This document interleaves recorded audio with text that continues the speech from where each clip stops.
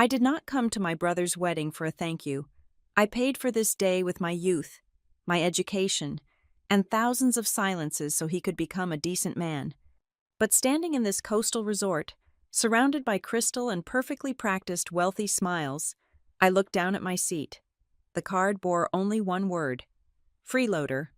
They intended to cut me out, but tonight, I will be the one to burn their facade to ashes. I am Harper Brooks. At 37 years of age, I found myself standing in the center of a sprawling, sun-drenched terrace at a luxury coastal resort in Monterey, California, breathing in the scent of sea salt and crushed orchids. I was attending the wedding of my younger brother, Grant Brooks. The Pacific Ocean crashed violently against the jagged cliffs just beyond the manicured lawns, a wild and untamed backdrop to an event that had been orchestrated down to the very last millimeter. I smoothed my hands down the sides of my navy blue chiffon dress. I had taken this dress to a local seamstress 2 separate times, requesting careful nips at the waist and adjustments to the hemline so that I might look presentable. I needed to look like I belonged in this atmosphere of quiet, terrifying wealth, all without exceeding a budget I had strictly calculated down to the last dollar. I did not come to this breathtaking estate to beg for a place within the bride's illustrious family. I had no illusions about my standing among the old money and corporate royalty that filled the terrace. I came for one reason only. I came to watch Grant step confidently into the life he absolutely deserved, a life built on the foundation of 1,000 quiet sacrifices we had shared. The memories surfaced unbidden as a waiter carrying a silver tray of champagne glided past me. I remembered Grant at 11 years old, his thin shoulders trembling under an oversized hand-me-down coat as we stood before a cheap veneer casket. Our mother had passed away after a brutal, prolonged illness that drained every cent we possessed. Our father had already vanished long before the medical bills started piling up, erasing himself from our lives like chalk wiped from a slate. I was practically a child myself, but the world does not pause to let you grieve. I held an envelope containing a full academic scholarship to a prestigious college, my singular ticket out of a life of scraping by. I stared at the embossed crest on that college acceptance letter for maybe 10 minutes. Then I put it in a drawer, locked it, and walked down to a 24-hour diner to apply for the night shift. For over a decade, I worked those nights. I scrubbed floors, managed retail inventory at dawn, and read textbooks under the flickering fluorescent lights of break rooms. I raised Grant through sheer, unyielding force of will, making sure his grades stayed perfect, making sure his shoes were clean, making sure he never felt the crushing weight of the poverty that threatened to drown us both. Now, I work at the Westbridge Civic Review Office. It is a quiet, unsung government department where I handle community contract complaints and audit municipal expenditures. My entire career is built on reading between the lines. I spend 40 hours a week examining forged contractor invoices, inflated supply budgets, and the subtle, telling discrepancies in legal paperwork. My job has trained me to read people through the documents they leave behind and the tiny, seemingly insignificant details they overlook. I know what a lie looks like on paper. I know the exact shape of deliberate deception. As I stepped through the massive arched doors and into the main reception hall, the full scale of the Wren family's influence hit me. The room was a masterclass in social architecture. Crystal chandeliers cast a warm, golden glow over dozens of tables draped in heavy silk. However, my trained eye immediately picked up on the distinct, calculated segregation of the room. The groom's side of the family, which consisted of my few distant cousins and Grant's modest circle of college friends, had been pushed entirely to an obscure, dimly lit wing on the far left. The tables there were smaller, the floral centerpieces noticeably less lavish. Meanwhile, the center of the room, the absolute heart of the venue nearest the sweeping stage, was a fortress of investors, corporate board members, major clients, and the elite social circle of the bride's family. I navigated through the labyrinth of silk and glass, searching for my name. I walked past the front rows, then the middle rows, moving further and further back. I finally found my assigned seat at a table shoved near the swinging doors of the service entrance. Every time a waiter rushed past, a gust of air carrying the smell of commercial dishwashers and roasted meat hit my face. It was the furthest possible point from the stage, a table designed to make its occupants invisible. I pulled out my chair. I looked down at the gold-rimmed charger plate. Resting precisely in the center of the plate was a place card. It was a beautiful piece of stationery. I stared at it, my breath completely leaving my lungs. The card was crafted from thick, high-quality cotton paper, the kind that feels heavy and important in the hand.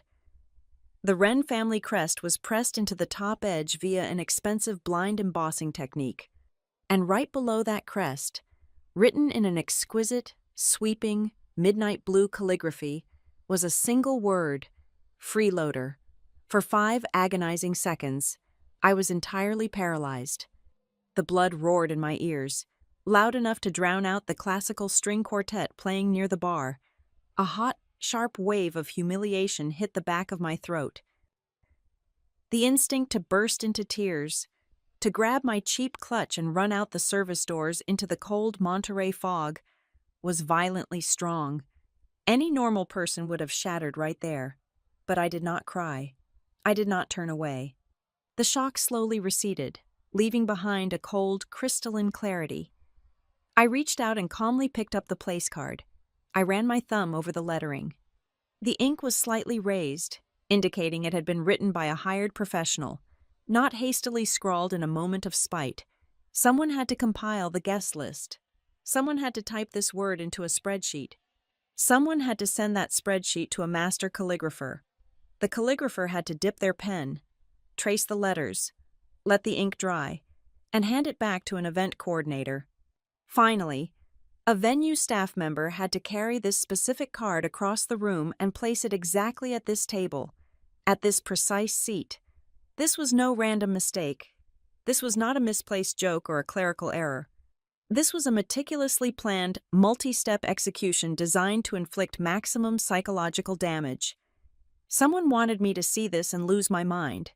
Someone wanted me to cause a scene, to prove that the poor, unrefined sister from the wrong side of the tracks was exactly the hysterical liability they claimed she was. I slowly lowered the card back onto the gold plate. I squared my shoulders, lifting my chin as I turned my gaze away from the table and scanned the glittering, crowded room. My eyes cut through the sea of tuxedos and designer gowns, searching for the architect of this moment. It did not take long. Standing near the towering wedding cake, holding a flute of champagne with an elegant, practiced grace, was Celeste Wren, the mother of the bride. She was dressed in silver silk, dripping in diamonds, surrounded by a circle of wealthy admirers, but she was not looking at them. She was looking directly at me. Through the distance, over the heads of 100 oblivious guests, our eyes locked. Celeste's face did not shift into shock or embarrassment at being caught. Instead, the corners of her mouth curled upward into a chillingly composed, overly serene smile. It was the smile of a predator watching a trapped animal. She raised her glass just a fraction of an inch, acknowledging the hit, waiting with absolute stillness to see exactly where I would break. Before I could slide the heavy cardstock into my clutch, a sudden burst of high-pitched giggling shattered my focus. A bridesmaid draped in pale blush silk leaned over the shoulder of a man in a bespoke tuxedo. She pointed a perfectly manicured finger at my charger plate. The man, whose silver hair and ruddy complexion practically screamed generational wealth, let out a low, guttural chuckle. It was the distinct sound of people who felt entirely immune to consequences, the kind of casual cruelty reserved for those they considered less than human. A few others at the neighboring table turned their heads, their eyes raking over my altered dress before settling on the offensive word resting on my plate. They did not look away out of politeness. They lingered, drinking in the humiliation like it was a premium vintage wine served just for their amusement. Out of the corner of my eye, I saw him. Grant was making his way toward me from the lounge area, navigating the maze of silk-draped tables. He looked incredibly handsome in his tailored suit, but the relaxed, joyous expression he had worn all day was rapidly evaporating. He knew my face better than anyone on earth. He could read the rigid set of my jaw and the unnatural stillness of my posture from 30 feet away, my immediate instinct was to hide the evidence. I flipped the card face down against the gold rim of the plate just as he reached my side. "Are you all right?" he asked, his voice dropping an octave, heavy with immediate concern. "You look like you just saw a ghost." I forced my facial muscles to relax, offering him a tight, practiced smile. "I am fine," I told him smoothly. "I just need a moment to catch my breath. The crowd is a bit overwhelming. Go back to your groomsmen. I will find you before the speeches start." He hesitated, his eyes darting from my face to the empty chair. Sensing the friction in the air but unable to pinpoint the source, I needed him to walk away, if only for 5 minutes. I needed to know who would be the first person to lie to my face. Reluctantly, he nodded and turned back toward the main floor, his posture stiff with unresolved anxiety. As soon as he was out of earshot, I picked up the card and walked purposefully toward the perimeter of the room. I intercepted the banquet captain, a tall man with a severe posture and a clipboard tightly clutched to his chest. "Excuse me," I said, keeping my tone deadly level. "I need to know exactly who managed the seating arrangements for table 42. The captain looked annoyed at the interruption, but the moment I turned the card around to show him the midnight blue calligraphy, all the color instantly drained from his face. His professional veneer cracked, replaced by sheer, unadulterated panic. "Ma'am, I assure you, my staff does not write the place cards," he stammered, his eyes darting nervously toward the center of the room. Every single piece of stationery, every seating assignment, was approved directly by the Wren family office. We received the final sealed boxes precisely 48 hours ago. We are strictly forbidden from altering them. Before I could press him further, a sharp, authoritative voice cut through the tension. "There seems to be a slight misunderstanding." I turned to see Sloane Bennett materializing out of the crowd. Sloane was the Wren family private etiquette advisor, a title that essentially meant she was their highly paid attack dog in a designer suit. She moved with an eerie, predatory grace, her face a mask of practiced corporate sympathy. She had appeared far too quickly for this to be a random discovery. She had been watching me. They had all been watching me. "Miss Brooks," Sloane began, her voice dripping with the kind of artificial sweetness that made my teeth ache. "I am so terribly sorry for this completely inappropriate oversight. It appears one of the junior coordinators attempted a rather tasteless, failed joke during the sorting process. Please, give that to me, and I will have a proper card issued immediately." She extended a perfectly steady hand, expecting me to simply hand over the weapon they had just used to stab me. I looked into her cold, dead eyes and realized something vital. Sloane was not apologizing. There was zero genuine remorse in her posture. Her rapid response was an extraction protocol. She did not care that my feelings were hurt.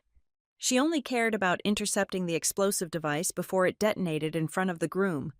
The goal was never just to insult me. The goal was to control Grant's reaction to the insult.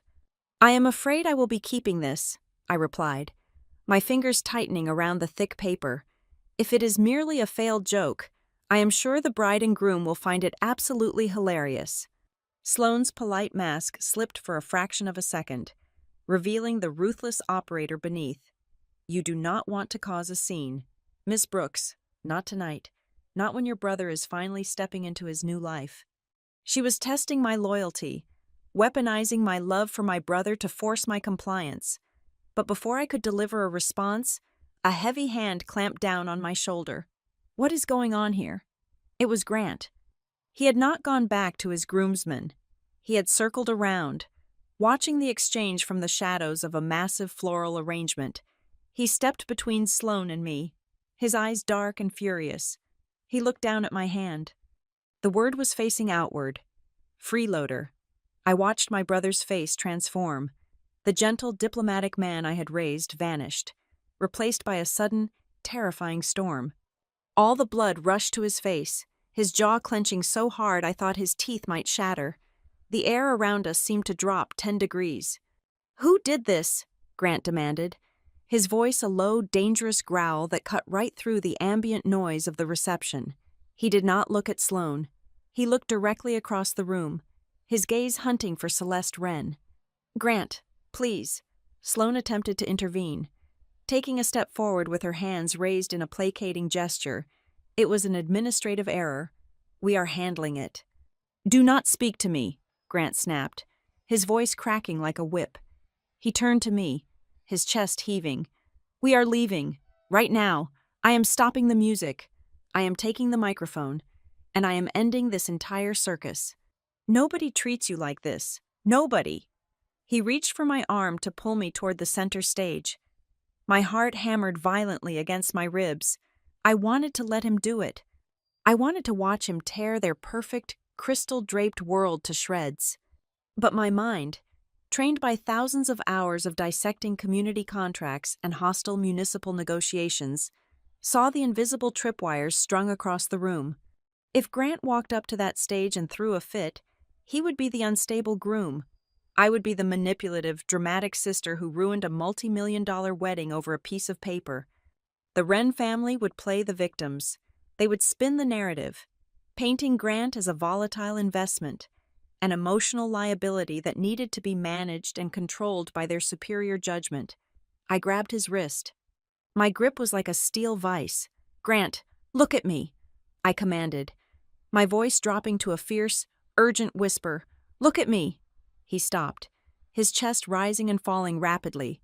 "Do not give them what they are waiting for," I told him, holding his furious gaze. He blinked, the raw anger giving way to a sudden, chilling confusion. He looked from my eyes to the card, then to Sloane's rigidly composed face. The gears in his head began to turn. The words struck a chord deep within him. He realized, just as I had, that an insult of this magnitude, delivered with this level of precision, was not a petty slight. It was a provocation. It was a calculated move on a chessboard we did not even know we were standing on. We had both just smelled the sulfur of a much larger trap. Sloane recognized the shift in the atmosphere. She saw the raw emotional reaction she had planned for slipping through her fingers. She smoothly adjusted her tactics, pivoting from defense to a quiet, insidious offense. "Miss Brooks," Sloane said, her voice dropping to a confidential, hushed tone meant only for my ears. "Perhaps we can resolve this smoothly. There is a private executive lounge just down the hall. I think it would be highly beneficial for everyone if we stepped inside for a brief, pragmatic conversation." She stepped back and gestured toward a dark mahogany door located near the service corridor. As she moved, her tailored jacket fell open just slightly. Tucked inside the inner breast pocket was a thick, unsealed manila envelope. The angle caught the light of the chandelier, and my breath hitched. Protruding just half an inch from the envelope was the unmistakable edge of a certified bank document. It was a cashier's check. And even from a distance, I could clearly see the blue ink of an authorized signature already scrawled across the bottom right corner. They had not just prepared an insult, they had prepared a payout. I looked at Grant. He gave me a slow, almost imperceptible nod. The game had fundamentally changed. I turned my attention back to the etiquette advisor, my posture straightening. "Lead the way," I said. "Let us see exactly how much my absence is worth to the Wren family." The heavy mahogany door clicked shut behind us, severing the vibrant sounds of the reception hall like a severed artery. Suddenly, there was no string quartet, no clinking of champagne flutes, no low hum of wealthy socialites exchanging pleasantries. There was only the sterile, hermetically sealed silence of the executive lounge. The room was aggressively masculine, reeking of expensive leather, polished cedar, and the kind of quiet authority that usually dictates corporate mergers. Sloane bypassed the plush seating area and walked directly to a massive glass-topped conference table. She moved with the brisk, clinical efficiency of an executioner who had a dinner reservation to catch. I remained standing near the entrance, watching her manicured fingers unfasten the clasp of her leather portfolio. "Please, have a seat, Miss Brooks," Sloane instructed, gesturing to the ergonomic chair opposite her. "I prefer to stand," I replied, my voice perfectly level. Sloane offered a thin, patronizing smile. "Suit yourself." She reached into her portfolio and extracted a single sheet of heavy legal paper, sliding it across the pristine glass. Next to it, she placed the cashier's check I had glimpsed in the hallway. The bank seal gleamed under the recessed lighting. I stepped forward and looked down at the numbers printed across the center of the check. $500,000, written out in bold, undeniable black ink. For a fraction of a second, the sheer weight of the number knocked the wind out of me. $500,000. It was an amount of money that could wipe out a mortgage, secure a comfortable retirement, or fundamentally alter the trajectory of a normal person's life. To the Wren family, it was pocket change. It was the price of pest control. I shifted my gaze to the accompanying document. It was a remarkably concise non-disclosure agreement. The legal jargon was polished and seamless, but the core demand was glaringly obvious. In exchange for the funds, I was to leave the resort premises immediately. I was permanently barred from contacting any media outlets, forbidden from making public statements on any social platforms, and legally prohibited from discussing the Wren family or their affiliated business entities. The stated purpose of this transaction, typed neatly at the top of the page, was to avoid further stress and maintain harmony on the big day. They did not want me to simply sit down and take the insult. They wanted me erased from the narrative entirely. The family feels it would be mutually beneficial if you departed before the dinner service begins, Sloane said, her tone as soothing and lethal as carbon monoxide. We recognize that blending two vastly different socioeconomic backgrounds can be jarring. You have done an admirable job raising your brother, Miss Brooks, truly. But you must understand that Grant is stepping into an entirely new tier of society tonight. I kept my eyes on the paperwork, letting her speak. I needed to know exactly how they viewed us. It is completely natural for someone in your position to develop an unhealthy emotional dependency, Sloane continued, leaning forward slightly, adopting the cadence of a grief counselor. But your presence here, your constant hovering, is acting as an anchor. The Wrens are deeply concerned that you are clinging to Grant, stifling his potential, and preventing him from fully integrating into his new station. It is time to let him go. This money is a generous acknowledgement of your past efforts. Take it, start fresh somewhere else, and let your brother be free. A cold chill radiated down my spine, but it was not from the cruelty of her words. It was from the clinical precision of them. Unhealthy emotional dependency. Hovering. Stifling his potential. These were not the casual insults of a snooty mother-in-law. These were psychological bullet points. They had not just judged my lack of wealth or my background. They had commissioned a full behavioral profile on me. I reached out and lightly touched the edge of the contract. I needed to keep her talking. I needed more pieces of the puzzle. I allowed my shoulders to drop a fraction of an inch, letting my eyes widen slightly as if the sum on the check was beginning to break my resolve. "This is a significant amount of money," I murmured, keeping my voice soft, hesitant. Sloane's posture instantly relaxed. She smelled blood in the water. "It is a life-changing amount. Harper, may I call you Harper? You are a smart woman. You work in civic administration, so you understand the value of a clean break. There is absolutely no shame in accepting a highly advantageous settlement." As she leaned forward, eager to close the deal, her elbow brushed against the open leather portfolio. The flap fell back, revealing a thick stack of manila folders beneath it. My eyes locked onto the protruding tab of the top file. It was printed with a bold, red, highly classified label. Reputation risk, containment. Brooks family. My heart slammed against my ribs. The room seemed to tilt on its axis. This was the first monumental twist of the evening. The Wrens did not merely despise me because I lacked their pedigree. They had categorized Grant and me as corporate liabilities. They had developed a comprehensive risk management strategy to handle us, identical to how a massive conglomerate would handle a toxic asset or a public relations disaster. We were a brand threat. "If everything goes smoothly tonight," Sloane said, her voice dropping into a conspiratorial whisper, completely unaware of what I had just read, "Grant will be entirely secure. Once the signatures are finalized after the reception, He will no longer be weighed down by any old obligations. He will have the full, unencumbered backing of the Wren enterprise. I froze. Once the signatures are finalized tonight, people sign a marriage license. They do not sign multiple documents after a reception to secure corporate backing. Sloane had just slipped up. She had inadvertently revealed that the wedding was merely the ceremonial prelude to a legally binding transaction. There was paper waiting for Grant. Paper that required his signature while he was surrounded by wealth, intoxicated by the celebration, and emotionally manipulated by my abrupt, paid-for departure. Suddenly, the entire orchestration of the evening made terrifying sense. The place card was the match. They expected me to explode, causing a scene that would isolate Grant, making him desperate to prove his loyalty to his new, civilized family. Then, in the vulnerable aftermath, they would present him with whatever contract they had waiting. I picked up the cashier's check. It felt heavy, loaded with arrogance and malice.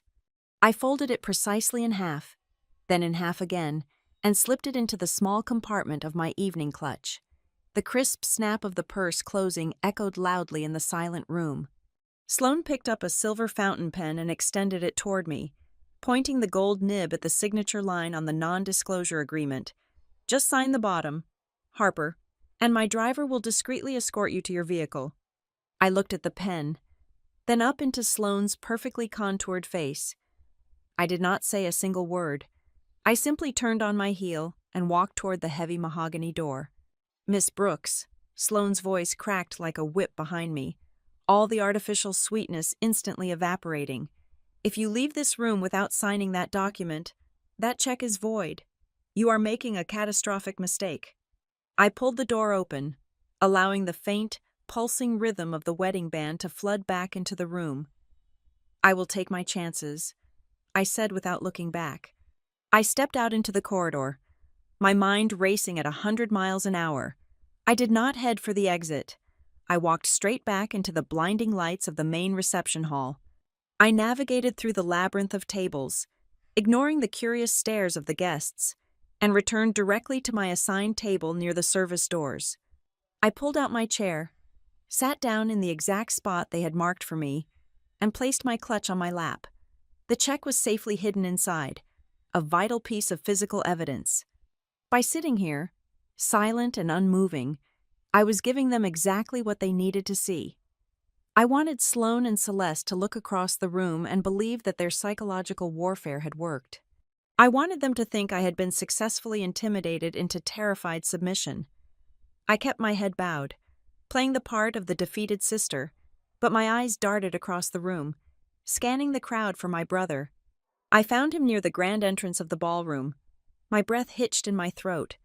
Grant was not mingling with his friends. He was being physically guided away from the main crowd by Roland Wren, the imposing, silver-haired patriarch of the family. Roland had a firm, controlling grip on Grant's shoulder, steering him toward a secluded alcove hidden behind a wall of white roses. Trailing closely behind them was a man who clearly did not belong at a joyous celebration. He wore a dark, severe suit and had the distinct predatory posture of a high-priced corporate litigator. Tucked tightly beneath his arm, practically glued to his ribs, was a thin, gunmetal gray briefcase. I kept my eyes fixed on the arched doorway leading out of the main reception hall. I tracked my brother as he emerged from the dimly lit corridor, rubbing the back of his neck in a gesture of profound exhaustion. The corporate litigator was nowhere to be seen, likely lingering in the shadows like a vulture waiting for a wounded animal to finally collapse. I moved with deliberate speed, weaving through the crowded dance floor, ignoring the flashing lights of the wedding photographer. I intercepted Grant just as he reached the perimeter of the room, grabbing his forearm and pulling him behind a towering, elaborate floral installation that shielded us from the hundreds of prying eyes. Grant exhaled heavily, leaning his weight against the cold marble of the wall. He looked completely drained. The joyous, vibrant energy he had carried down the aisle was entirely gone, replaced by the grim tension of a man navigating a minefield in the dark. "What did Roland want?" I demanded, keeping my voice low but injecting it with absolute authority. Grant shook his head, offering a dismissive wave of his hand. It is nothing serious. Harper, it is just some final paperwork. Roland called it a family asset harmonization addendum. He wants me to sign it before the dessert course is served.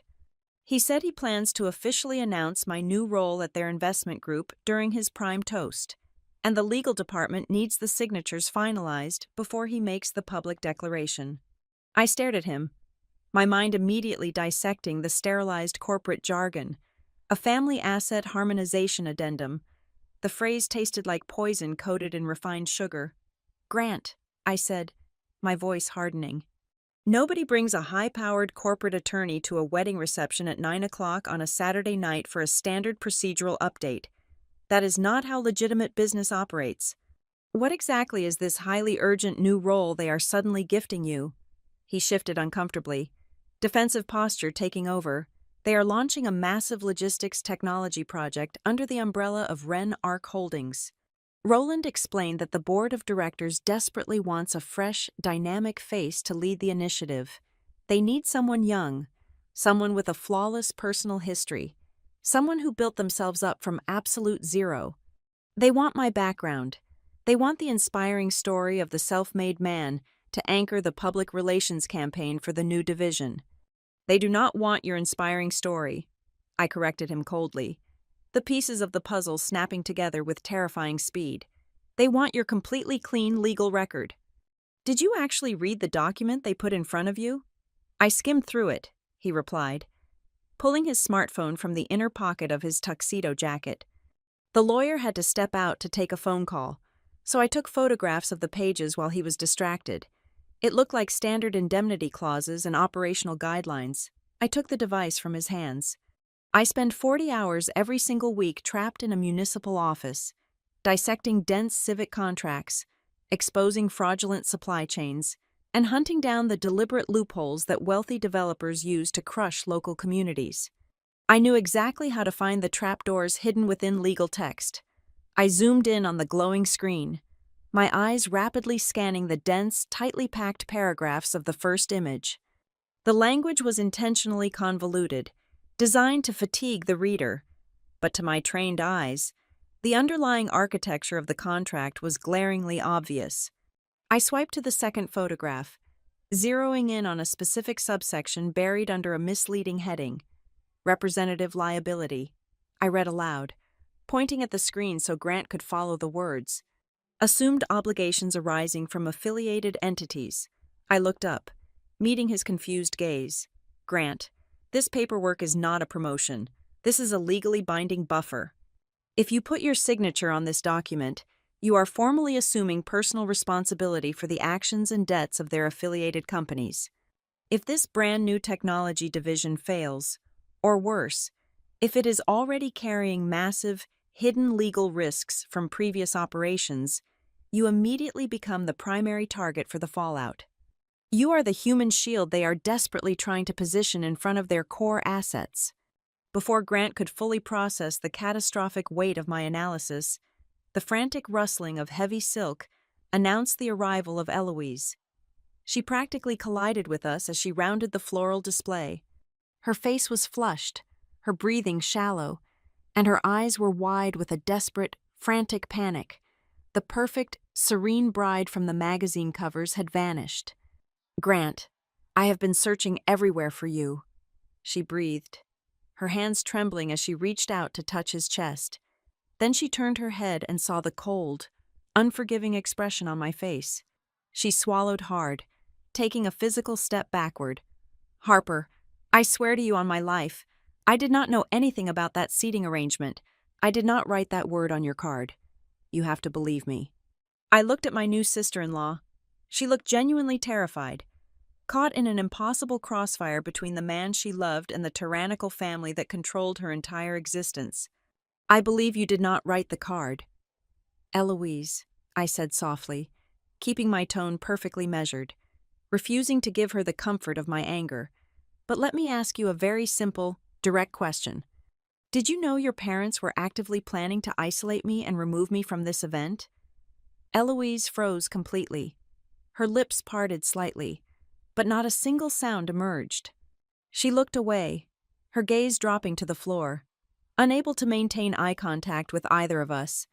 That agonizing, suffocating silence was all the confirmation I required.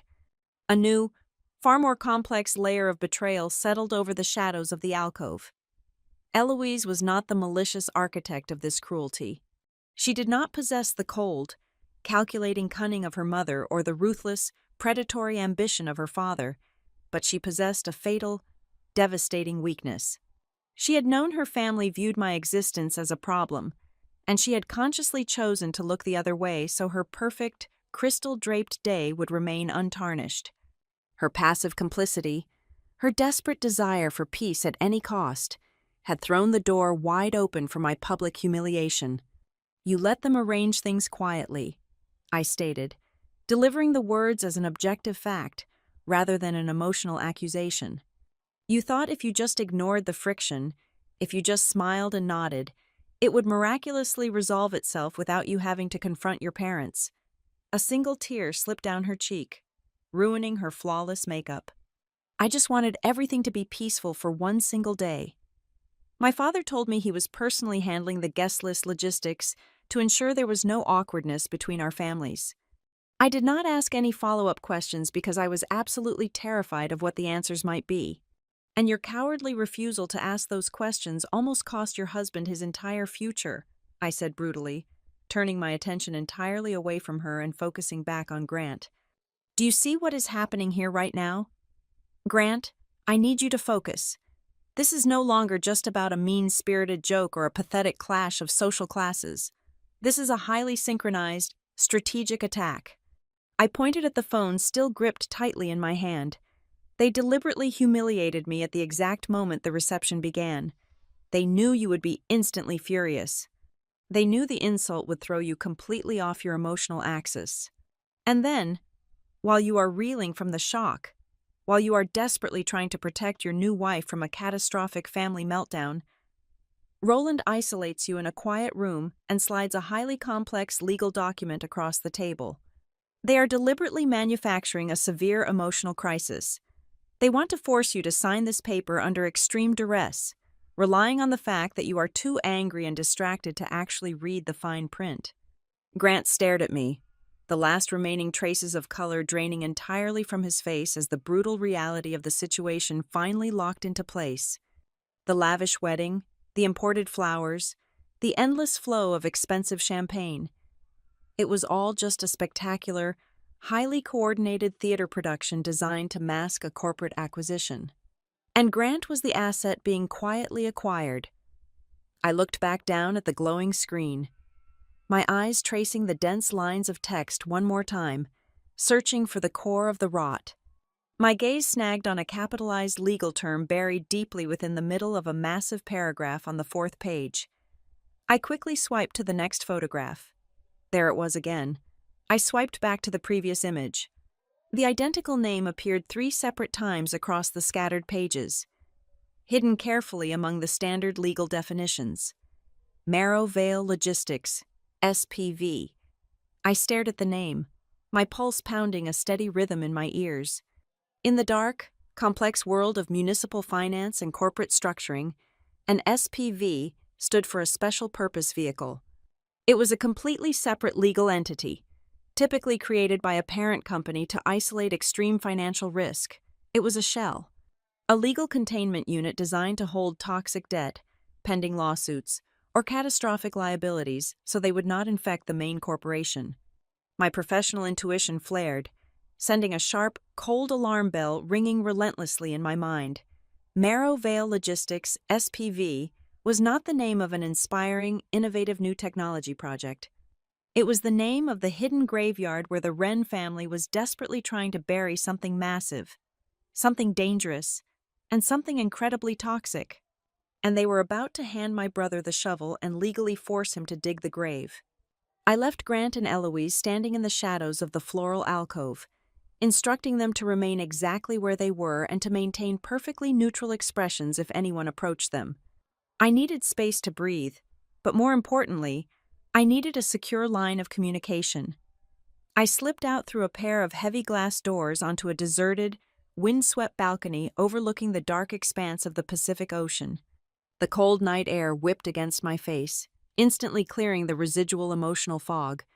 The shock and the hurt had completely evaporated, replaced by the familiar, cold precision of my profession. I was no longer the marginalized sister attending a high society wedding. I was an auditor stepping into an active crime scene. I pulled my cell phone from my clutch and dialed a number I knew by heart.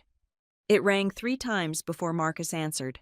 Marcus was my former colleague at the Westbridge Civic Review office, a man who possessed a terrifying, almost predatory talent for tracing obscured corporate entities through public records and buried contractor ledgers.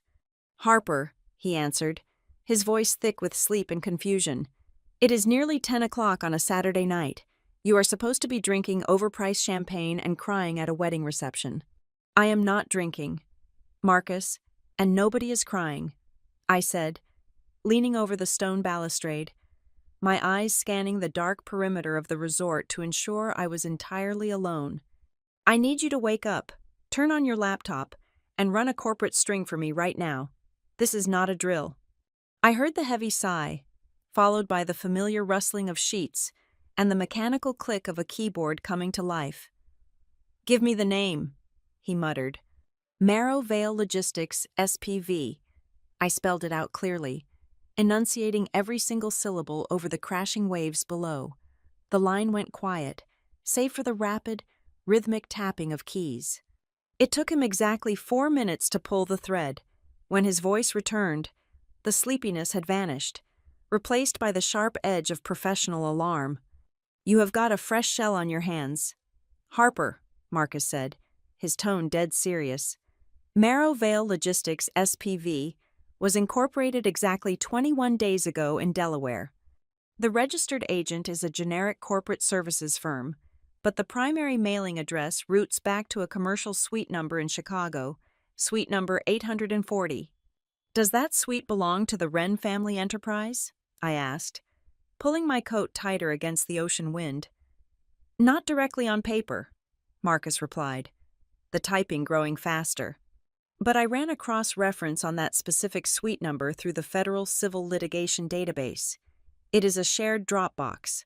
2 other private equity funds are registered to that exact same address.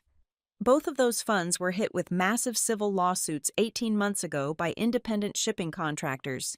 We are talking about severe payment disputes, gross negligence claims, and breach of fiduciary duty." "Let me guess," I interrupted, my stomach twisting into a tight knot. "They never went to trial." "Spot on," Marcus confirmed. Both cases were quietly settled out of court. Sealed dockets, ironclad non-disclosure agreements. Whoever operates out of Suite 840 has a distinct habit of creating disposable corporate shells, loading them up with high-risk logistics contracts, and then burning them to the ground when the liabilities become too expensive. Marrow Vale Logistics, SPV, is just the newest empty bucket waiting to be filled with toxic waste. I thanked Marcus, hung up the phone, and stood alone on the balcony for a long moment. The reality of the situation was sickeningly clear. Grant was not being welcomed into the Wren dynasty because of his bright mind or his earnest character. He was not being embraced out of familial love. He was being aggressively positioned as the fresh, clean coat of paint for an incredibly dirty, highly risky corporate asset. They needed a young, untainted face with a spotless background to take the legal fall if their new logistics gamble collapsed. I turned around and walked back through the glass doors, re-entering the dazzling, crystal-draped reception hall. My entire perspective had shifted. I stopped reading the room as a social gathering and started reading it as a carefully constructed fraud operation. Every smile was a calculated negotiation. Every floral arrangement was a distraction. I moved slowly along the perimeter of the room, my eyes tracking the flow of power. Near the right side of the main stage, shielded from the general audience by a velvet curtain, I spotted Roland Wren, Sloan Bennett, and the hired master of ceremonies. They were huddled tightly together around a glowing tablet, engaged in a tense, hushed conversation. I slipped behind a towering ice sculpture, keeping myself completely out of their direct line of sight, and focused on the massive LED screen positioned directly behind the grand podium. The technical crew in the sound booth at the back of the room was running a silent diagnostic test, quickly cycling through the visual assets planned for the remainder of the evening. A photograph of the happy couple flashed on the screen, followed by a generic slide of intertwined wedding rings, and then, for barely 3 seconds, a hidden slide flashed across the massive digital canvas. It was not a romantic quote or a family montage. It was a sleek, corporate graphic featuring the Wren Arc Holdings logo. Positioned directly beneath the logo, printed in massive, bold typography, was a single phrase. "Welcome our new strategic partner." The final, devastating twist locked firmly into place. This evening was never just a wedding reception, it was a stealth corporate soft launch. This room was entirely packed with their major investors, board members, and key market analysts. Roland Wren intended to use the emotional high of his daughter's wedding to publicly signal to his stakeholders that the company had secured a fresh, dynamic, and clean asset to lead their new operational structure. By announcing Grant tonight, in front of a captive audience of elite financial players, Roland would instantly stabilize market confidence and bury any lingering doubts about their past logistical failures. The sheer, breathtaking scale of their manipulation hit me like a physical blow. Suddenly, the exquisite calligraphy on my place card made perfect, horrifying sense. The word freeloader was not a petty insult born of snobbery. It was a precise, calculated psychological wedge. The Wren family knew that Grant and I shared an unbreakable bond forged in poverty and survival. They knew he would listen to me. Therefore, to secure his signature on that toxic liability contract, they had to surgically separate him from my influence tonight. They had anticipated that a woman from my background, pushed to her absolute limit, would react with explosive, uncontrollable anger. They wanted me to scream. They wanted me to throw a drink, shatter a glass, and create a hideous, embarrassing public spectacle. If I had taken the bait, I would have forced Grant into an impossible, agonizing corner. He would have been forced to choose between managing his hysterical, poverty-stricken sister and protecting the dignity of his new bride on her wedding day. Once I was successfully branded as the unstable problem and physically removed from the premises, Grant would have been emotionally isolated, desperate to prove he belonged, and completely vulnerable. He would have signed that document blindly just to restore peace. I stood in the shadows, my mind racing through the potential countermoves. My immediate instinct was to storm the stage, seize the microphone, and expose the entire fraudulent operation to the room full of investors, but I deliberately held my fire. I could not pull the trigger yet because of one critical, unknown variable: Eloise. I needed to know exactly where the bride stood on this chessboard before I flipped the table. Was she merely a hesitant, oblivious victim who had been kept entirely in the dark by her tyrannical father? Or was she a woman who had vaguely sensed the danger but actively chose to look the other way, accepting my destruction as the necessary collateral damage for a flawless wedding aesthetic? If I destroyed Roland Wren right now without knowing the truth about his daughter, I might inadvertently destroy Grant's heart in the process. I stepped out from behind the ice sculpture and began navigating the narrow pathway back toward my assigned table near the service doors. I kept my head down, maintaining the illusion of the defeated, humiliated sister they desperately wanted me to be. As I passed a cluster of towering white orchids, an older woman stepped directly into my path, deliberately blocking my way. I recognized her immediately. It was Mara Bell, a peripheral relative from the Wren side of the family. She was dressed in dark emerald silk, a stark contrast to the pastel tones worn by the rest of the women. Her posture was rigid, but her eyes were sharp, intelligent, and brimming with a deep, tightly coiled resentment. Before I could politely excuse myself and step around her, she reached out and grasped my hand. Her grip was surprisingly strong. She leaned in close, the scent of expensive gin and dry vermouth washing over me. In one swift, undetectable motion, she pressed a small, hard, rectangular object directly into the center of my palm. I instinctively curled my fingers around it, recognizing the distinct shape and cold metallic casing of a portable USB drive. Mara did not smile. She did not offer any pleasantries. She looked right through my facade, staring directly into the analytical core of my mind, and whispered exactly one sentence. If you want to know what they are really planning to use your brother for, do not open this here. She released my hand immediately, turned her back on me without waiting for a single word of confirmation, and seamlessly vanished back into the glittering, suffocating crowd.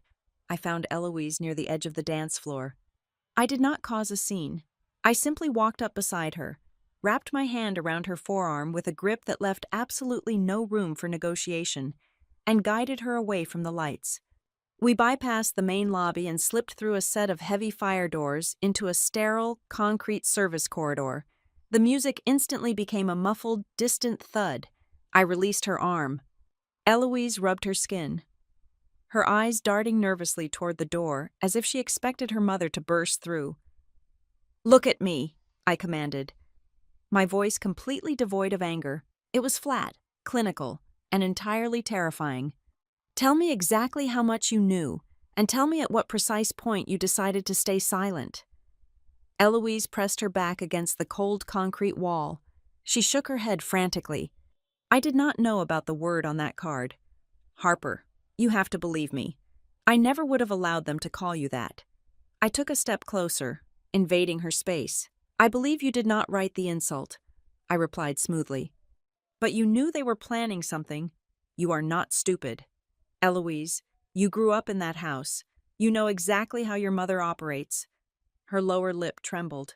She looked down at her incredibly expensive white shoes. "My mother told me earlier this week that she wanted to reduce your footprint at the reception," she whispered, her voice cracking. "She said Grant was too tethered to you. She said if he was going to command respect among the board members, he needed to look like an independent man, not a boy clinging to his older sister. She promised me she would just manage the aesthetics. She promised it would be subtle, aesthetic management. That was the sanitized phrase they used to justify psychological violence. You did not want to ruin your perfect day," I stated, laying the truth bare between us. "You knew they were going to erase me. You just hoped they would do it quietly, so you would not have to feel guilty about it. You chose the comfort of a smooth wedding over my dignity." Eloise flinched as if I had struck her across the face. She did not argue. She could not. I kept my eyes locked onto hers. "Do you know how families like yours get away with destroying people?" I asked, my tone dropping to a sharp whisper. "It is not because of the money. It is because of the polite silence. It is because people like you look the other way, pretending not to notice the blood on the floor as long as the champagne keeps flowing. Your cowardice is the weapon they use." She began to cry. These were not the delicate, practiced tears of a bride overwhelmed by joy. This was an ugly, heavy weeping. I had forced her to look into a mirror, and she was entirely disgusted by the reflection. "I am so sorry," she choked out, her hands covering her face. "I have been so weak. I just wanted to survive them. You do not understand what it is like to be raised by a man who views his own children as financial instruments. I think he is stealing from me." "Harper," I stopped breathing for a second. "Explain that," I demanded. Eloise wiped her eyes, her makeup smearing across her fingers. "My grandfather left a massive trust fund in my name. I am supposed to gain full control of it when I turn 30 years old. But over the last 6 months, my father has been forcing me to sign endless transfer authorizations. He claims he is moving the assets into higher yield accounts to prepare for my marriage. But I saw a bank statement left on his desk last week. The balance is nearly empty. I think he is using my inheritance to patch massive holes in his own investment portfolio." The final pieces of the puzzle slammed into place. Roland Wren was drowning.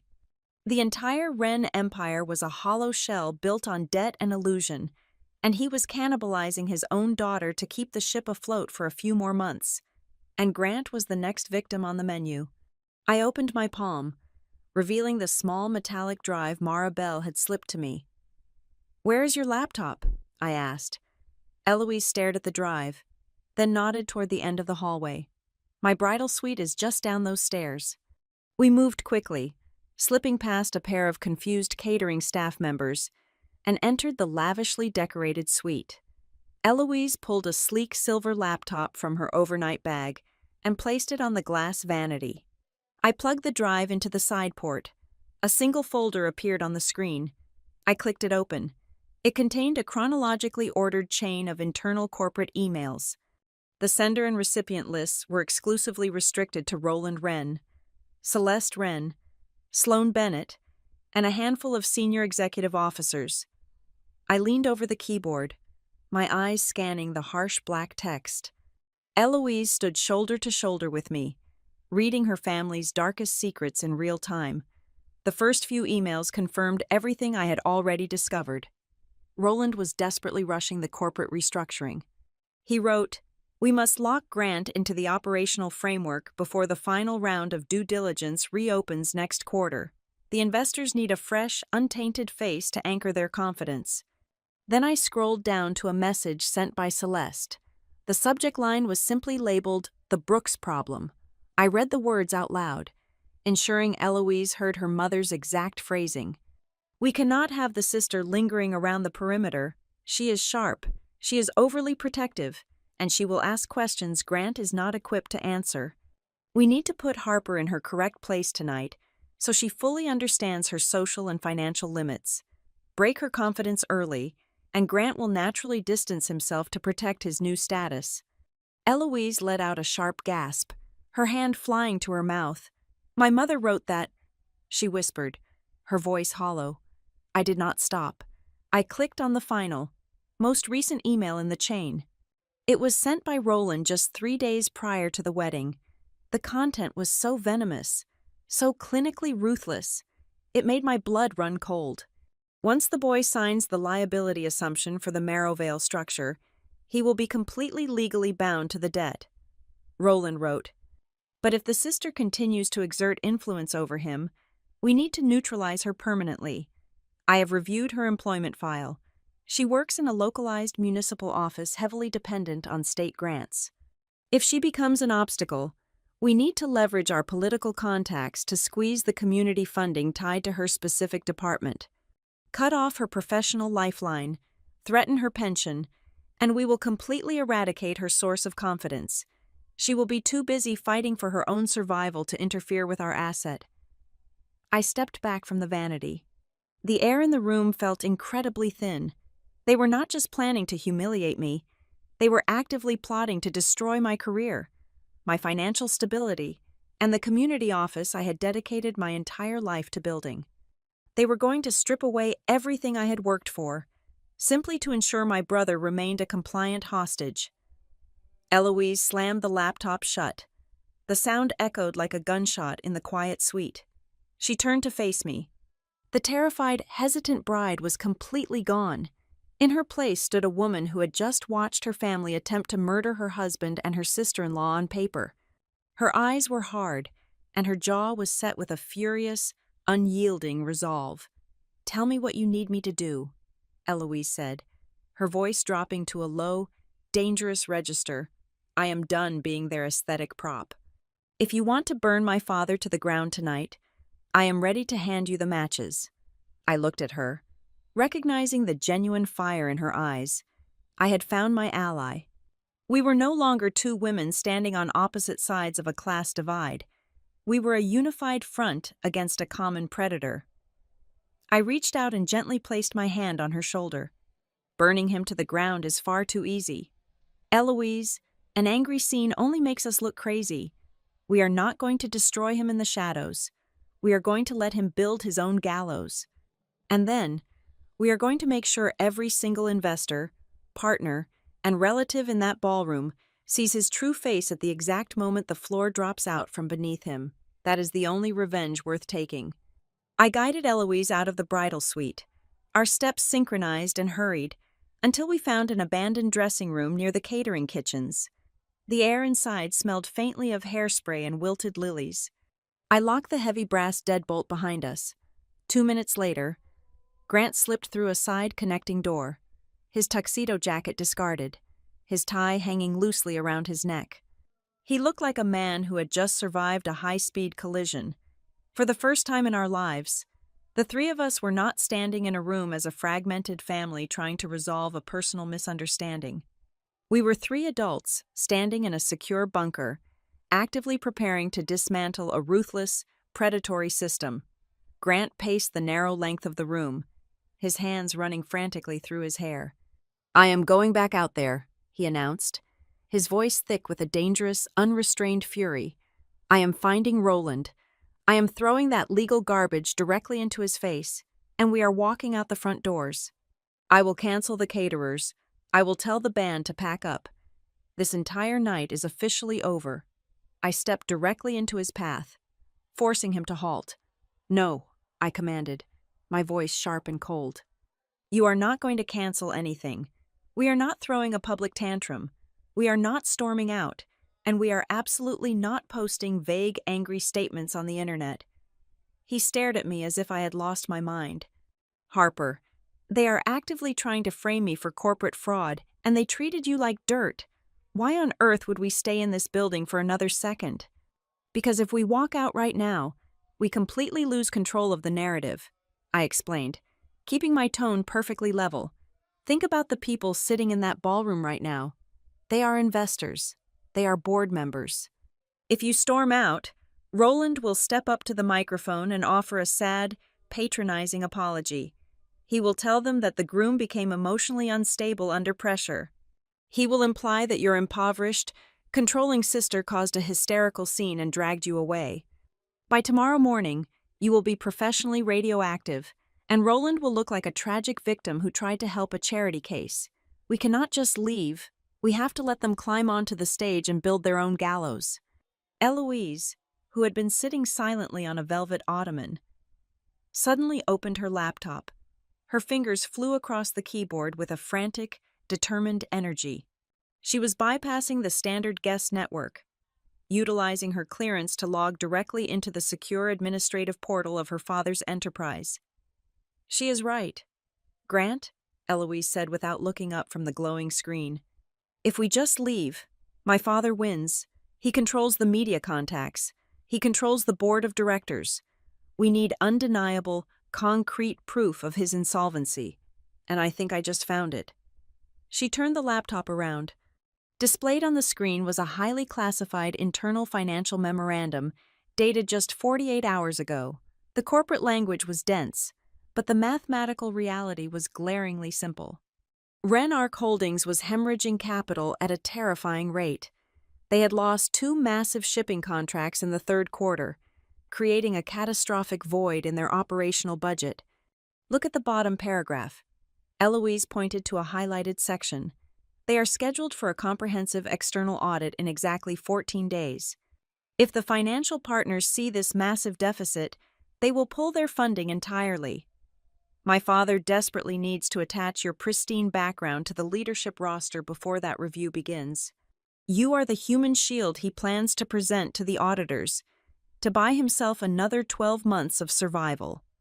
Before Grant could fully process the weight of the document, a sharp rhythmic knock sounded against the locked door.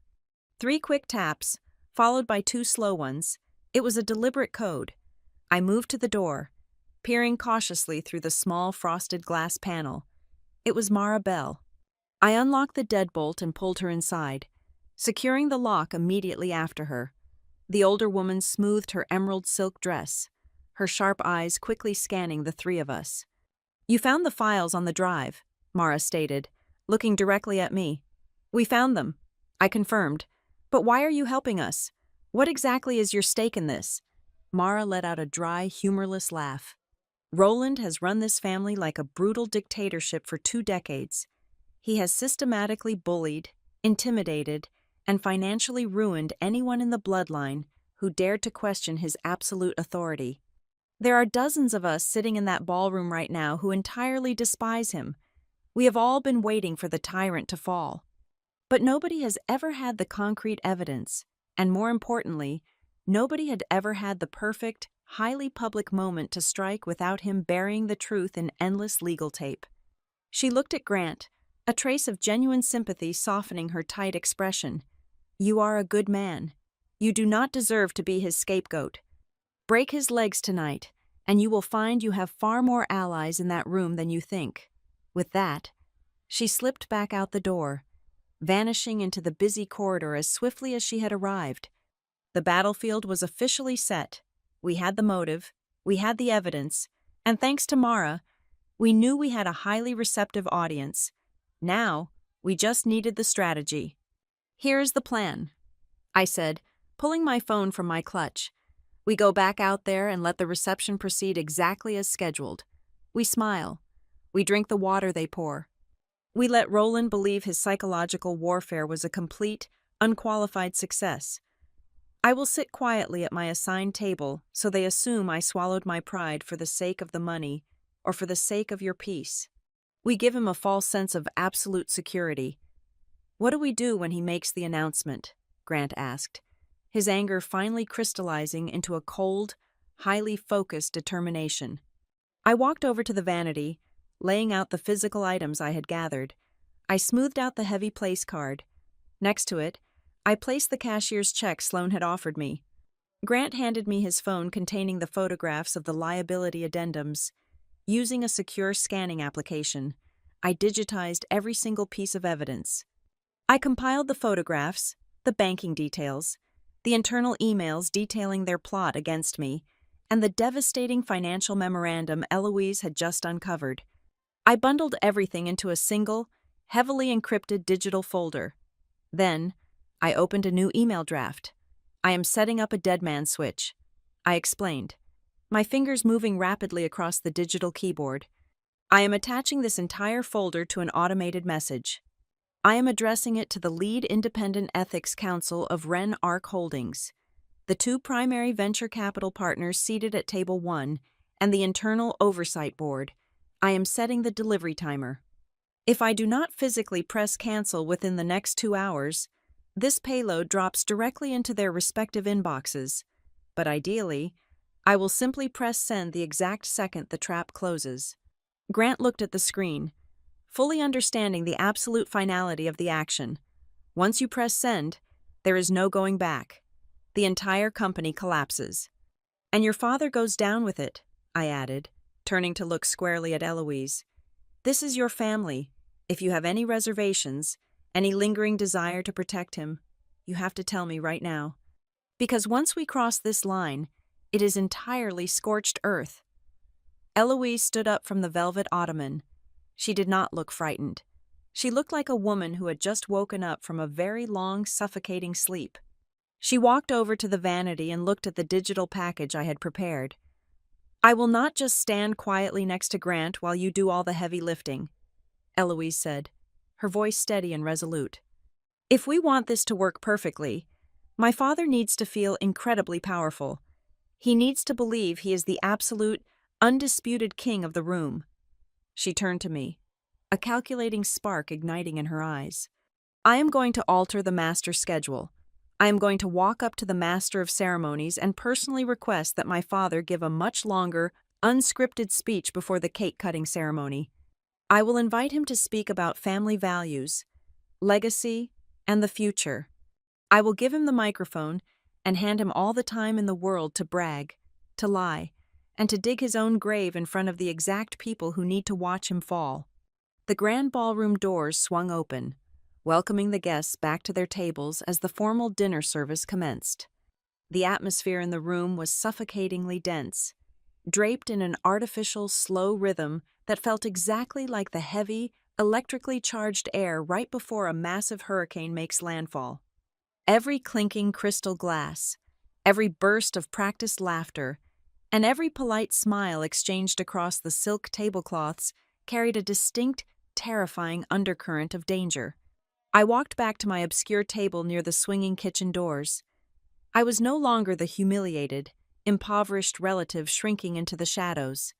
I took my seat with the perfectly still, hyper-aware posture of a demolition expert, quietly watching a digital timer tick down to 0. The evening transitioned seamlessly into the vow renewal and traditional toasts. When Grant took the microphone, the ambient noise in the massive hall evaporated. He did not recite generic, pre-written poetry.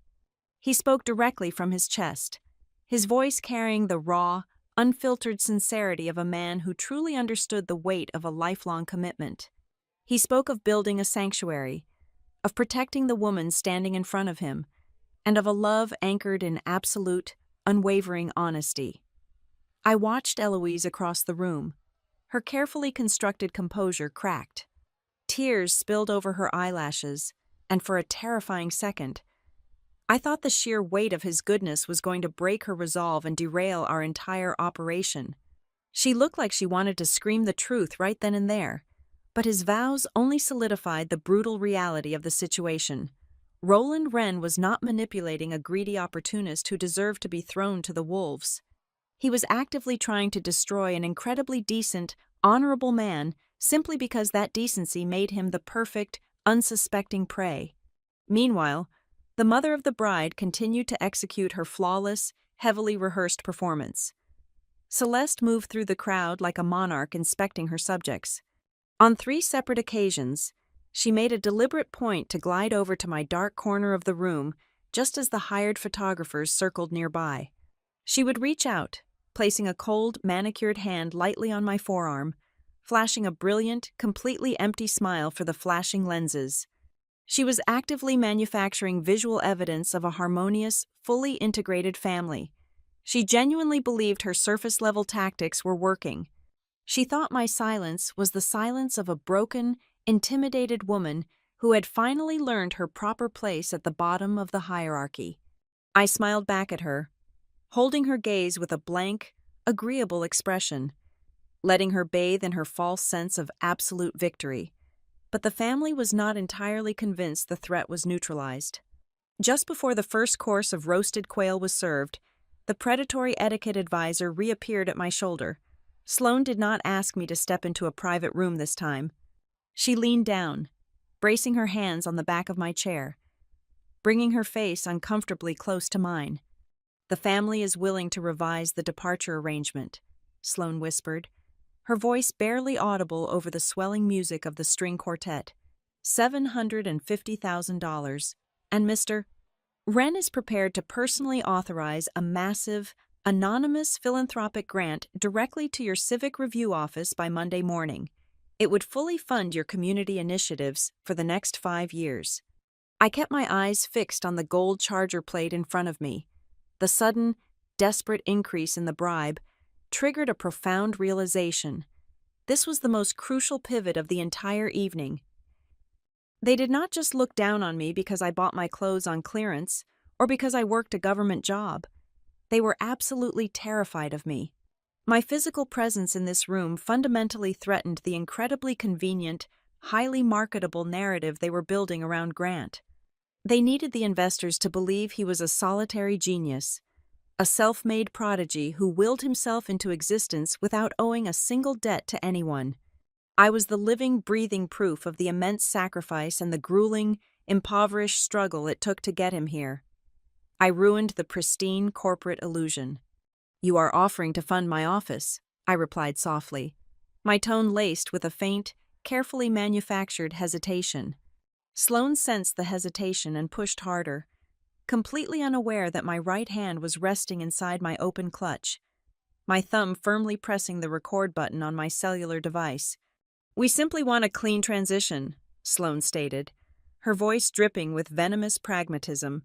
"If you just take the offer and do not make tonight ugly, everyone wins. Mr. Wren merely wishes to ensure you are no longer a political or financial obligation after tonight. You walk away wealthy, your office gets funded, and Grant gets the pristine corporate backing he needs." I let the recording capture the ambient noise of the room for 3 additional seconds before I quietly stopped the capture and locked the screen. I had the exact, undeniable audio evidence of their extortion attempt. I gave Sloane a slow, tight nod, offering no verbal confirmation, but allowing her to interpret the gesture as a defeated surrender. She straightened her posture, a look of profound, arrogant satisfaction washing over her face, and melted back into the crowd to report her success to the patriarch. The dinner service proceeded with mechanical precision. Waiters moved in synchronized waves, replacing empty plates with extravagant culinary creations. As the final dessert spoons were being laid out, the master of ceremonies stepped up to the grand podium. He tapped the microphone, the sharp sound demanding the attention of the hundreds of influential guests. "Ladies and gentlemen," the master of ceremonies announced, his voice echoing through the massive acoustic space. Before we transition to the cutting of the cake, we have a highly anticipated segment of our evening. The father of the bride has requested the floor to share a few words. But more importantly, he has a special announcement regarding the couple's future and the legacy of two families. The phrasing was deliberate and unmistakable. The legacy of two families. The wedding and the corporate acquisition had officially merged into a single, highly public event. The trap was wide open, and Roland was standing directly on the stage, preparing to pull the lever. I sat perfectly still in my chair at the back of the room. The lights dimmed, focusing entirely on the illuminated stage. Just as the audience began to applaud in anticipation of the speech, my phone vibrated silently against my thigh. I slipped the device out of my clutch and glanced down at the illuminated screen beneath the table. It was a new text message from Marcus, my former colleague at the Civic Review office. He had continued digging through the hidden financial networks while I was navigating the ballroom.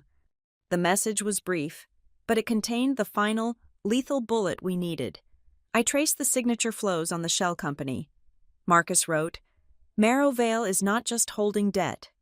They are actively preparing to dump over $40 million in unfulfilled contract liability onto a brand new legal entity, and that new entity is registered squarely under your brother's full legal name.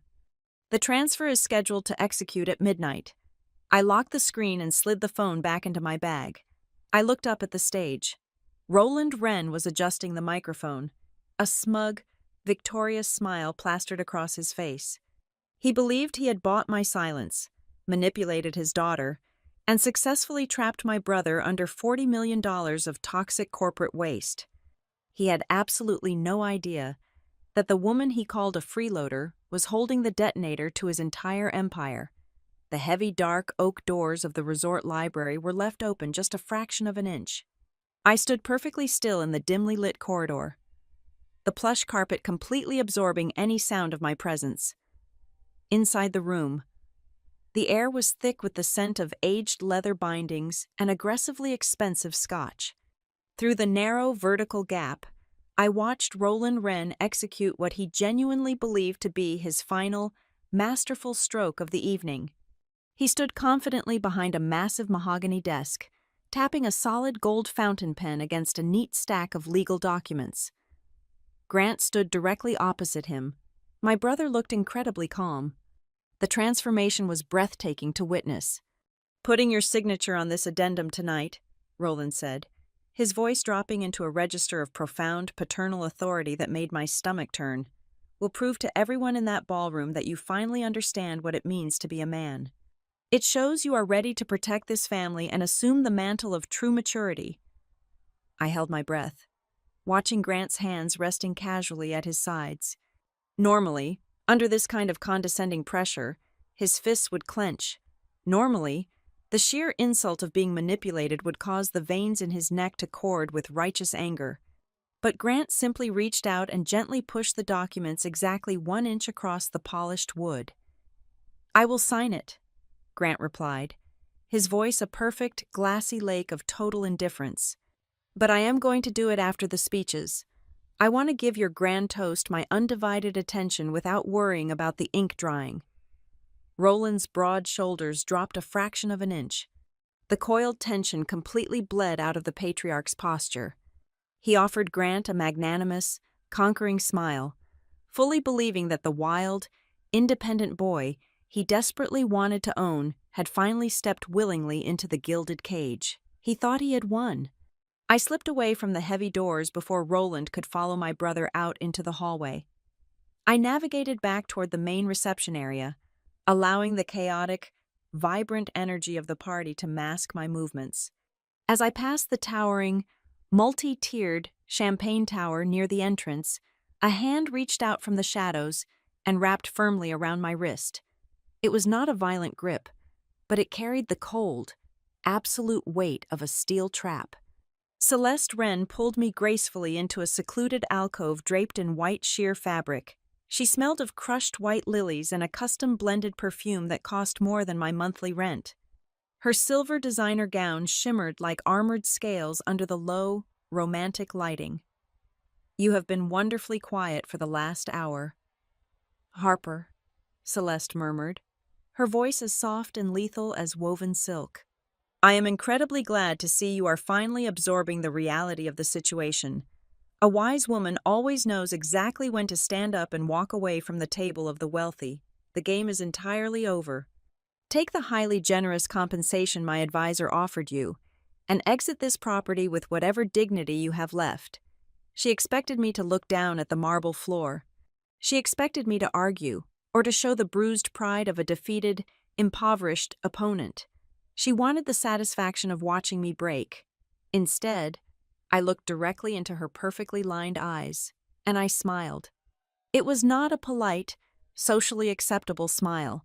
It was a slow, terrifyingly serene expression that reached all the way to my eyes. A look of someone holding an unbeatable hand. I did not say a single word. I simply held her gaze, letting the suffocating silence stretch until it became physically agonizing. The absolute certainty in Celeste's eyes flickered for a fraction of a second. The muscles in her tight jaw flexed.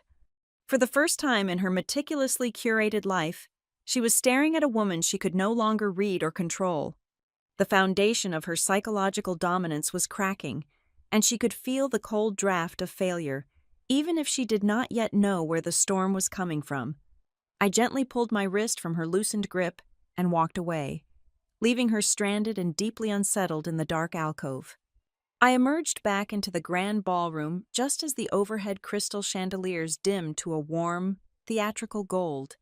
The ambient, wealthy chatter of the room began to settle into a low hum. On the main stage, Eloise was standing directly in front of the microphone. She looked breathtaking, a perfect magazine cover vision of bridal innocence, but I knew the terrifying, cold calculation currently operating behind her angelic expression. "Ladies and gentlemen," Eloise announced, her voice ringing clear and steady across the massive, cavernous space. "I know we are all incredibly eager to cut the cake and begin the dancing, but I have asked the band to hold their music for just a few more moments. I have completely rearranged our schedule because tonight is about far more than just a celebration of a new marriage. It is about honoring the exact foundation we are building our lives upon." She paused dramatically, letting her gaze sweep across the packed room. She was commanding the space with a natural, inherited authority that made her father practically beam with pride from his seat at the head table. "I want to invite my father to the stage," Eloise continued, her tone flawless. "I want him to speak about family, about our legacy, and about the true meaning of gratitude. I want every single person in this room to hear his brilliant vision for our future before we take another step forward tonight." It was a brilliant masterclass in psychological manipulation. By framing the unexpected speech around legacy and gratitude, she was actively feeding Roland's colossal ego a banquet he could not possibly resist. She was handing him the perfect stage to expose himself. The room reacted at once to her highly publicized request. The heavy wooden double doors at the back of the hall swung shut, firmly sealed by the event security staff. The scattered guests who had been mingling near the terrace began migrating rapidly back to their assigned seats.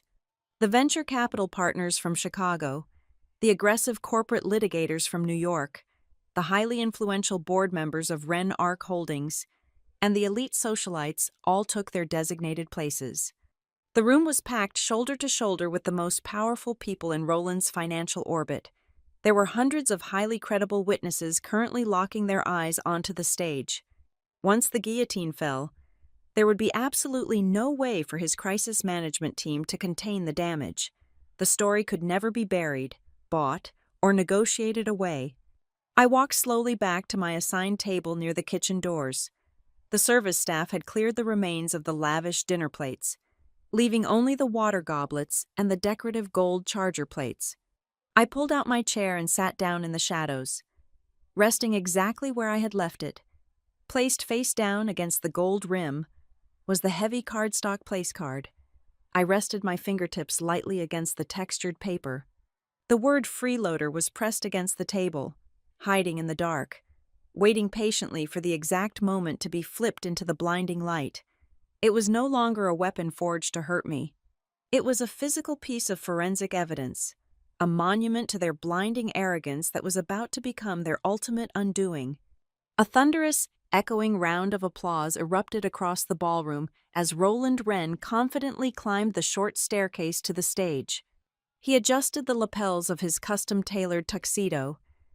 His chest puffed out, radiating the supreme, untouchable aura of a man who firmly believed that unlimited money, powerful relatives, high-priced lawyers, and social etiquette would forever shield him from consequence. He looked out over the sea of expectant faces, utterly convinced that he was the absolute, undisputed master of his universe.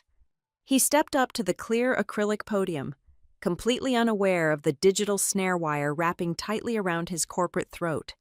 He did not know that his compliant daughter had spent the last 20 minutes in the technical control booth. He did not know she had bypassed the frantic event coordinator and plugged a silver drive directly into the master projection system wired to the massive screen behind him. I sat perfectly still, the deafening noise of the clapping washing over me like a wave. I opened my evening clutch and retrieved my mobile phone, keeping the screen shielded below the edge of the heavy silk tablecloth. I navigated quickly to the secure email application. The automated timer for the payload of evidence was actively counting down, ready to blast the undeniable proof of their corporate fraud directly to the independent ethics board and the primary investors seated just 50 feet away from me. I bypassed the automated timer sequence. I switched the delivery protocol to a manual trigger. I stared down at the glowing send button on the screen. The entire Wren empire was resting delicately underneath my right thumb.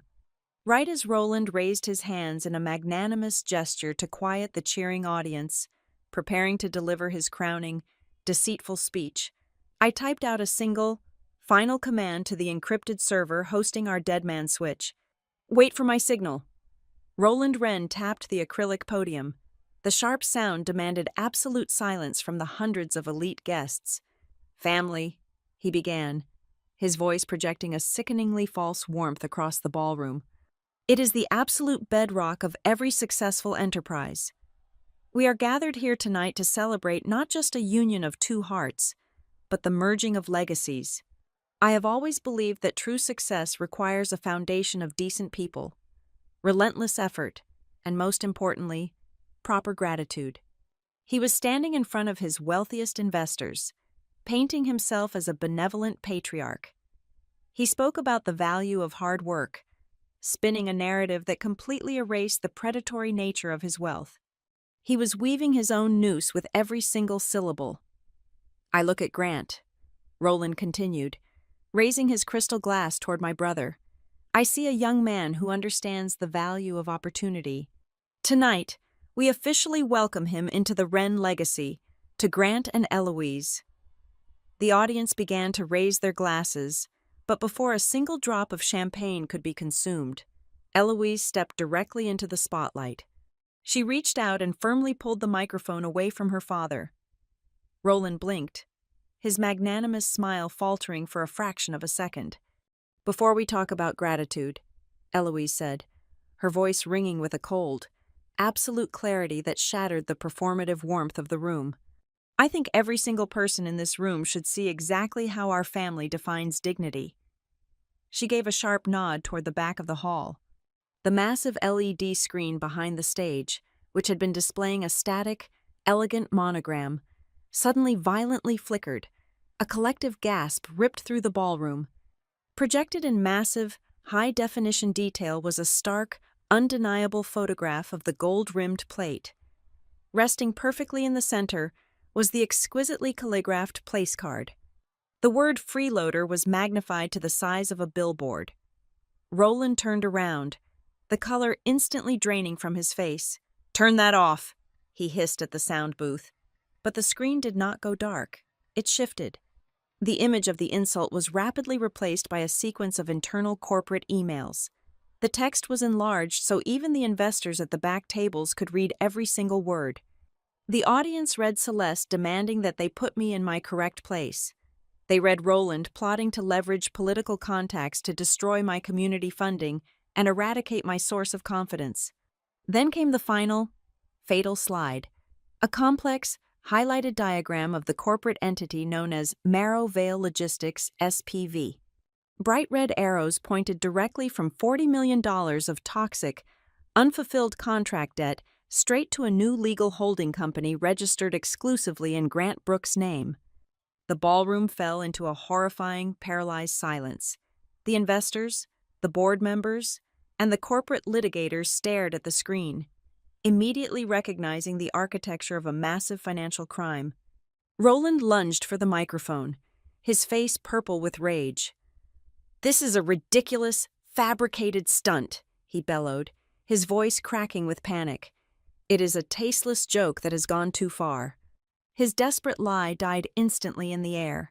From the massive concert speakers surrounding the room, a crisp, digitally enhanced audio recording began to play. It was the exact conversation I had recorded just 20 minutes prior. The voice of Sloan Bennett echoed through the silent room, cold and utterly incriminating. "Mr. Wren simply wishes to ensure you are no longer a political or financial obligation after tonight. You walk away wealthy, your office gets funded, and Grant gets the pristine corporate backing he needs." The audio loop ended. The silence that followed was heavier than concrete. Every single exit route, every possible excuse of a misunderstanding or a bad joke, was completely annihilated. Grant stepped up to the podium, standing shoulder to shoulder with his bride. He reached into the inner pocket of his tuxedo and pulled out the thick, unexecuted family asset harmonization addendum. He did not shout. He did not lose his temper. He simply held the document up for the entire room to see. Then, with slow, deliberate force, he ripped the heavy legal paper completely in half. He dropped the shredded pieces onto the stage. "I will not build my marriage on a foundation of fraud," Grant declared, his voice echoing with absolute conviction. "And I will certainly never build my future by allowing you to erase the woman who sacrificed her entire life to raise me." All eyes shifted. I stood up from my table near the kitchen doors. I did not scream. I did not cry. I did not offer them the satisfaction of an emotional breakdown. I walked down the center aisle of the grand ballroom with the slow, measured pace of an executioner. The crowd parted for me, pulling their chairs back as if I were carrying a lit explosive. I reached the stage and climbed the short staircase. I unclasped my small evening bag and pulled out the certified bank document. I held the cashier check high in the air, letting the blinding stage lights catch the bank seal and the massive $750,000 figure printed across the center. "This is the exact price your patriarch placed on my silence tonight," I said, my voice perfectly steady, carrying effortlessly through the microphone. I lowered my hand and placed the uncashed check directly onto the acrylic podium, right over the shredded pieces of the fraudulent contract. "I am returning it, because the truth is entirely free."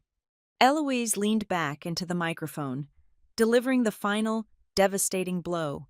My father used my wedding as a public relations event to stabilize his failing image and trap my husband in a mountain of debt. But the operation is over. 10 minutes before I stepped onto this stage, I personally transmitted the entire unredacted dossier of these communications to the independent legal counsel and the internal oversight board of Wren Arc Holdings. Roland completely snapped.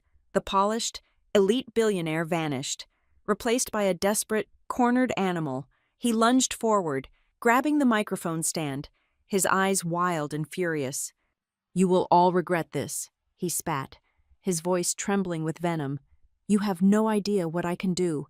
I will ruin every single one of you." I looked at him, feeling absolutely nothing but cold pity. I reached into my bag, pulled out my mobile phone, and looked at the glowing screen. The encrypted payload was still waiting. I looked Roland directly in the eyes, and I pressed send. 1 second passed, then 2. Then, a synchronized, terrifying sound began to ripple across the massive ballroom. It started at table 1, where the primary venture capital partners were seated. A phone buzzed against a glass plate. Then another rang. Within 15 seconds, Dozens of mobile devices belonging to the most powerful financial stakeholders in the room were simultaneously vibrating, chiming, and illuminating. The digital evidence had officially bypassed the walls of the resort. The truth was completely out of their hands. The room descended into immediate, chaotic panic. Chairs scraped violently against the marble floor as investors stood up, their faces pale, barking urgent commands into their phones as they sprinted toward the exit doors. The board members abandoned their half-eaten desserts, desperately trying to distance themselves from the radioactive fallout of the Wren Empire. Amidst the collapsing world, Grant stepped down from the stage. He walked straight down the center aisle, ignoring the fleeing billionaires and the screaming corporate lawyers. He walked all the way back to the obscure, poorly lit table near the service doors. He reached down and picked up the heavy cardstock place card from the gold charger plate. He walked back to the front of the room, standing directly in front of the collapsing elite. He took my hand, turned my palm upward, and gently placed the card into it. The dark blue ink spelling Freeloader stared up at us. Grant wrapped his fingers around mine, holding my hand up, and looked around at the remnants of the fractured crowd. He spoke loudly, his voice cutting through the panic. If there is a single person in this room who has spent their entire life feeding off the sacrifices, the labor, and the blood of other people, it is absolutely not my sister. The emotional payoff hit me like a physical wave. After decades of silent struggle, after endless nights of working in the dark to keep the lights on for him, I was finally seen.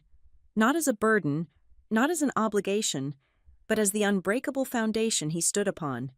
We did not stay to watch the final ashes settle.